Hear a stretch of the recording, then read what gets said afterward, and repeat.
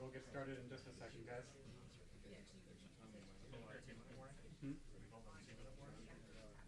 Sure. It's a right now.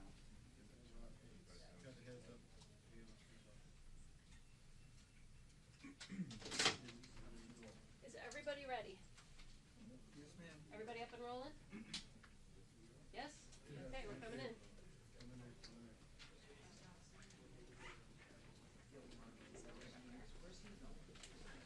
I thought he was running this. I think you got it. All right, I think we got it. All right.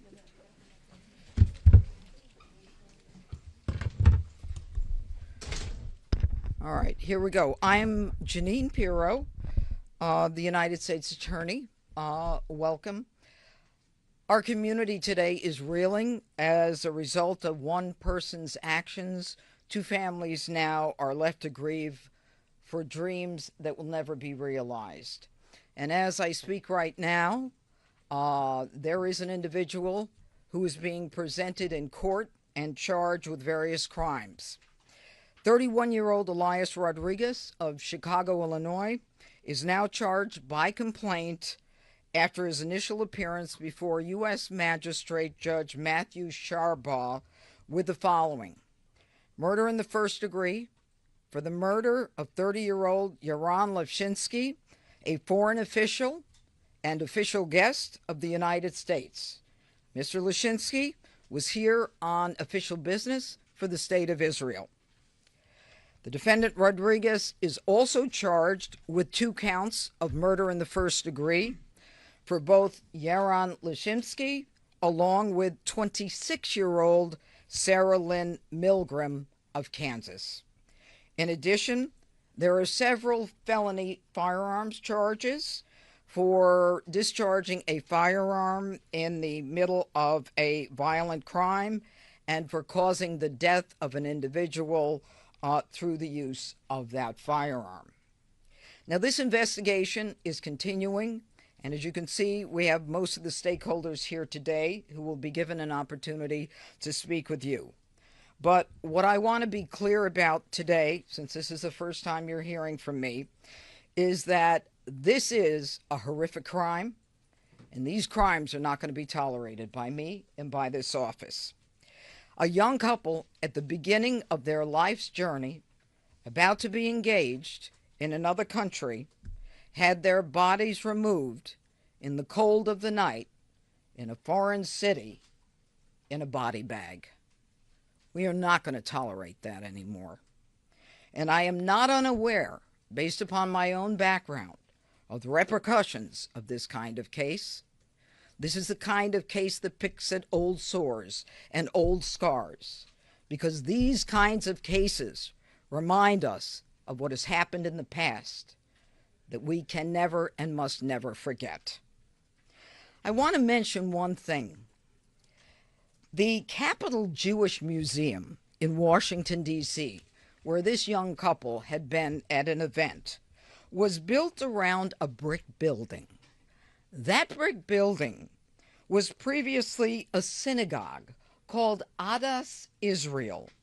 It was one of Washington's first synagogues, a congregation that was created in 1869. And Ulysses S. Grant, our president, actually attended the dedication of that synagogue. And so to this day, that synagogue and that area remains a cornerstone of the Jewish community in D.C. Let me also say that violence against anyone based on their religion is an act of cowardice. It is not an act of a hero. It is the kind of case that we will vigorously pursue. Anti-Semitism will not be tolerated, especially in the nation's capital. Now, we're going to continue to investigate this as a hate crime and a crime of terrorism, and we will add additional charges as the evidence warrants. So this charging today is the initial charge. Remember, we're less than 24 hours from the crime itself. And we are working furiously and diligently with our partners behind me. We've got massive amounts of evidence that we are vetting, we are verifying, and we are reviewing. This is the start and not the beginning. And finally, let me say this. President Donald Trump appointed me to this position. This is the nation's capital. We should all be proud of this capital. And the president wants D.C. safe. And I and the partners behind me are going to do everything we can to make people proud of this city, whether they're from this city, from the country, or from other parts of the world. Thank you. Now I'm going to call on Mayor Muriel Bowser. Good afternoon. I'm Muriel Bowser. I'm Mayor of Washington, D.C. I want to thank Judge Pirro for inviting us today. I'm joined by the Chief of the Metropolitan Police Department, Pamela A. Smith. Metropolitan Police Department is the local D.C. police. We are here to echo what the U.S. Attorney has said, that this crime will not be tolerated in our city. We're grateful for the partnership with our federal partners. MPD and the FBI have worked hand in hand on this investigation and will continue to do so. I also want to acknowledge our families in Washington, D.C. who are suffering and who are afraid and fearful for what this act has done to their sense of safety. But we know that feeling is represented around the globe. Earlier today, I convened a meeting with the Mayor's Interfaith Council, where we spoke with leaders of congregations and Jewish institutions across D.C., as well as D.C. council members and the Attorney General for Washington, D.C. We heard our leaders reiterate messages of love and solidarity with the Jewish community. Sadly, we have had practice standing together as a community to fight anti-Semitism, both in hate speech and in hateful acts. And so in this moment, we stand shoulder to shoulder as one community, united in love, but also committed to justice for this young couple. I also had the opportunity to speak with the Smalls family, and Sonny Smalls is well known in Washington, D.C., and his family has poured decades of time and love into making sure we have the Capitol Jewish Museum in Washington, D.C. And one special aspect of that museum is that it celebrates local Jewish life. It focuses on D.C. Jews and how they have been a part of our culture and building the city that we love. So once again, our city stands with our community, working with our institutions to make sure we have all the resources that we need to support them. And with that, Judge, I'll turn it over to Chief Smith. Good afternoon, everyone. I'm Chief Pamela A. Smith, the Chief of Police of the Metropolitan Police Department. Let me begin by reiterating my condolences to the family and friends of Yaron Lazinski and Sarah Milgram. I also want to thank Mayor Muriel Bowser, Judge Pirro, and Director Jensen for their collaborative effort and support around this tragic incident. What I also will say is that everyone at the Metropolitan Police Department is holding the family in their thoughts and in their prayers. Our detectives have been working around the clock in close partnership with our federal partners, and this effort regarding this investigation has been a collaborative effort. All of the agencies involved in this investigation have been coordinating seamlessly overnight. Members of the Metropolitan Police Department's Office of Homeland Security Intelligence are working in partnership with the FBI to analyze the suspect's activity prior to the shooting. Around D.C., and I want to speak specifically to the community here in the District of Columbia, around D.C. you will see an increased presence of law enforcement officers around the community. You will find us around our faith-based organizations. You will see an increased presence around our schools and places like the DC Jewish Community Center. We stand shoulder to shoulder with our Jewish community. I also met, along with Mayor Bowser, with some of our faith leaders. I was moved by their desire to ensure that we keep our city safe and we keep our Jewish community members safe. And we are ready to support them in any way possible as we move forward. Most folks in this city know that I take the relationships that we have with our religious communities very seriously. I want to again express and remind the community that if you see something, say something, please let us know. Any information that you provide for us, we will utilize it in support of conducting this investigation. I will now turn it over to the Assistant Director in charge of the Washington Field Office, Steve Jensen. Thank you, Chief. As the Chief said, I'm Steve Jensen. I'm the Assistant Director in charge of the Washington Field Office for the FBI. And I'd like to start by reiterating what Director Patel pushed out publicly, that the tragic murder of these two Israeli embassy employees outside of the Capitol Jewish Museum last night was both an act of terror and directed violence against the Jewish community. And it has the full and unwavering attention of the FBI. The FBI Washington Field Office, JTTF, has been in lockstep with MPD. And with the assistance of FBI offices across the country, we're continuing to investigate and contact the subject's associates, his family members, and coworkers. We are also executing search warrants for his electronic devices, reviewing his social media accounts, and all of his internet postings. Regarding some internet postings, we are aware of some writings that are purported to have been authored by this subject. We're actively investigating to determine both the authorship and the attribution of these writings, if they belong to this subject or not. I'd like to thank our partners in the U.S. Attorney's Office for bringing these significant federal charges in quick order within 24 hours or less than of the time of this incident. Make no mistake, this attack was targeted anti-Semitic violence, and it won't be tolerated. These significant charges are a step towards restoring justice for the victims and their families. But our work is not done. The FBI will continue to pursue all leads and use all available resources to investigate this attack. We join MPD in affirming that there is no ongoing threat to this community.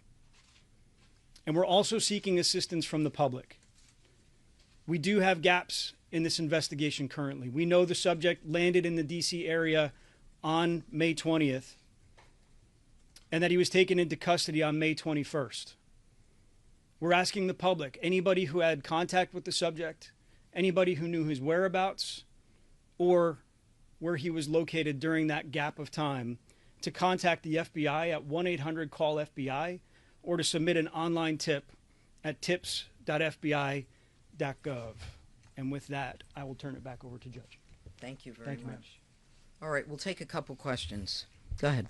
Yes, we had spoken to a witness who said that this was a private event, that it wasn't publicized. So is there any idea how he actually knew about this and showed up at this specific event?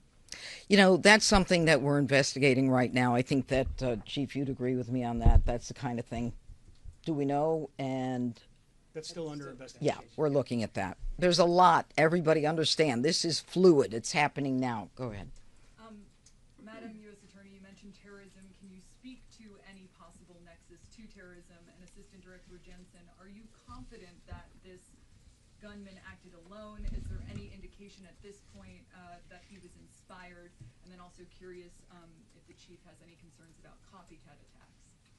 Well, first of all, let me say that we're going to continue, as I said, to investigate this as an act of terrorism and as a hate crime.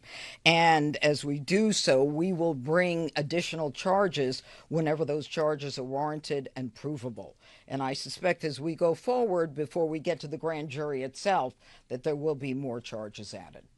Yes, sir. Has there been any indication from the investigation so far that the subject was on radar for the FBI or some other investigative agency around the country? Was he involved in any activism that might have put him on the radar? And also, if you would also, on the issue of whether there were anybody else connected to him, obviously those writings were posted, and the timing of that, we're wondering whether you've seen any indication that someone connected to him might have been associated with posting those? So a lot of questions. Okay. Let me try and break it down. Chief, I think you addressed some of this yesterday when we first initially briefed the public on this matter. There was nothing in criminal records or in our holdings that indicated that this person was previously known to us or would have popped on our radar or MPD's radar. We know that he originated outside of the district, came in for a conference on May 20th, and was a resident in the Chicagoland area. That's what we know about him currently. As far as associates, relatives, the reason we're checking associates and relatives is to put all the pieces together. There's a lot of unknowns. So known contacts, known relatives, known associates, these are basic investigative steps to put a picture, composite picture together of who the subject is, what did people know about him, and who was he closest to. From that, we'll build out the investigation. Aside from that, I couldn't answer more. Go ahead. Hi. A quick question. I'm sorry, Keith Alexander, Washington Post. Were you seeking the death penalty? Can you talk a little bit about that? And also, the night of May 20th, any idea where he stayed at all? I think that we have an idea of that, but let me just say that, you know, the president and the attorney general have both indicated that, you know, in cases where the death penalty is warranted and seems appropriate, we will use it. It's far too early to say whether that is the case, but this is a death penalty eligible case. And what about the night of May 20th? Do you want to talk about that, Chief? No, I think it's still a part of the investigation. Definitely still part of the investigation. Yeah, I don't want to get into the weeds. I think that right now he's been arraigned. He's been presented. Excuse me. It's in progress. It's in progress. Okay. Yes, sir. Can you just, Mr. Johnson, can you just clarify one thing you said? You said he was in town for a conference. Was that a different conference than the one, than the event? And could you tell us more about what that particular event is and then another? So we're still looking into the nature of the conference, we believe associated with his work, and we are contacting his employer and trying to figure out what the nature of his job was. We believe the reason for his flight was related to a conference for his work. What's the nature of that work? I don't have it at the top of my head. And then the other question is, he seems to have been sort of stalking, I forgot what the word was, pacing in front of this event, and he seems to have had pretty easy egress in and out of the place. What does that say about the level of security, and are you investigating that for, and Mayor Bowser, are you considering increasing security around these sorts of events and institutions? So regarding the movements of the subject, obviously still very much a part of the investigation. Composite of collected videos, witness statements to put a full picture together before I would comment on any one particular act that he may or may not have been observed doing. As far as security goes for a private entity, I wouldn't comment on that, and as far as posture goes, I would defer to the mayor. I think that the director is correct. This was not a event that falls into our special events category, where MPD and other government agencies have a stood-up posture. This was a relatively small event at a museum, so MPD or the government agencies wouldn't stand up additional resources unless they were requested or unless we got a call for service. More than that, I will say that we have had a local program and a federal program that have helped institutions, faith institutions, and others who have been concerned about violence, anti-Semitism, or other hateful speech and rhetoric. And very recently, we have issued grants, and we have issued grants over the last several years to those institutions to harden their security, add cameras, add additional security, and I believe that the museum has done some of those things. I'm going to sneak one last thing in. All right. I just want to follow up with this. We've been advised that the defendant has appeared in court. He's had an attorney appointed. He's been advised by the judge that he could be punished by death or by life. And of course, we sought detention. The defendant waived his right to a detention hearing and concedes to detention. And right now, a preliminary hearing is set for June 18th at 1 o'clock. So it is done. One clarification, Mr. Denson.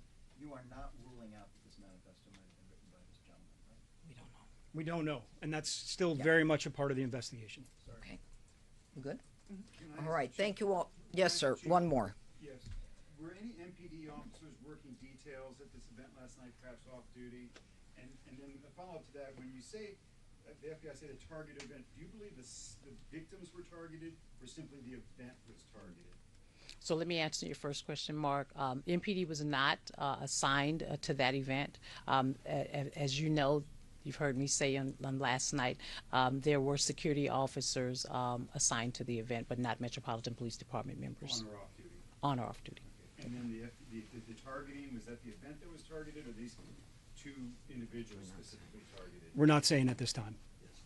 Chief, one question that people are interested in is that it was announced and fairly well known that the Jewish Museum a short time ago opened a major LGBT exhibition, and we were wondering if the investigation is looking into whether the suspect might have known something about that or might have.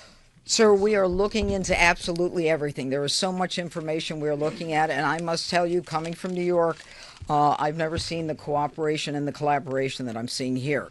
It was immediate, it was instant, it was coordinated, and my hat's off to this area. And we're going to clean it up. Thank you.